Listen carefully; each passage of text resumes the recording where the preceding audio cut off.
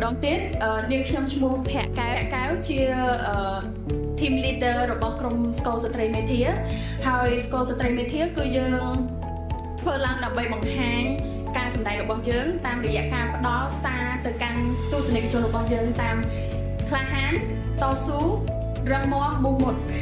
វាគឺជាប្រូលនៃបទចម្រៀងរបស់យើងហើយរាល់ការសម្ដែងទាំងអស់យើងដាក់ប្រូលបទចម្រៀងនេះនៅខាងក្រោយការសម្ដែងរបស់យើងនៅក្នុងនោះគេស្រែកថាមេធាមូលហេតុដែលយើងបង្កើតស្គរស្ត្រីមេធានេះឡើងគឺយើងចង់បង្កើតឱកាសសម្រាប់ស្ត្រីនៅក្នុងវិស័យសិល្បៈនិងវប្បធម៌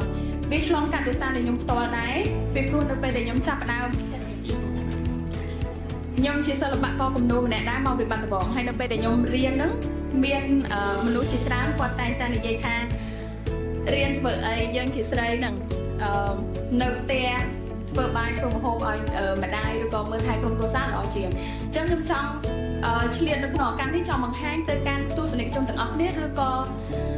សង្គមដែលតែងតែមើលខ្សោយមើលស្រាលទៅស្ត្រីថាស្ត្រីធ្វើអីអត់បានទេប៉ុន្តែការពិតគឺយើងអាចធ្វើបានច្រើនមែនទែនទី2នោះគឺយើងចង់ចូលរួមនៅក្នុងការអភិរក្សនិងអភិវឌ្ឍវិស័យសិល្បៈយើងចង់ផ្ដល់តម្លៃឲ្យស្ត្រីនៅក្នុងវិស័យសិល្បៈនេះហើយគាត់គិតថាគាត់ជឿជាក់លើខ្លួនឯងថាគាត់មានសិទ្ធិនៅក្នុងការពារសិទ្ធិរបស់នេះគឺជាអ្វីដែលពួកយើងធ្វើកន្លងមកយើងប្រើប្រាស់ឧបករណ៍ភ្លេងបុរាណដើម្បីបង្ហាញពីសមត្ថភាពរបស់ស្ត្រីភាពតស៊ូក្លាហានរឹងមាំនិងមោះមុតសម្រាប់ស្ត្រីយើងបានមានសកម្មភាពជាច្រើននៅក្នុងការសម្ដែងផ្ដល់សេវាកម្មរបស់យើងគឺការសម្ដែងនៅក្នុងកម្មវិធីមហោស្រព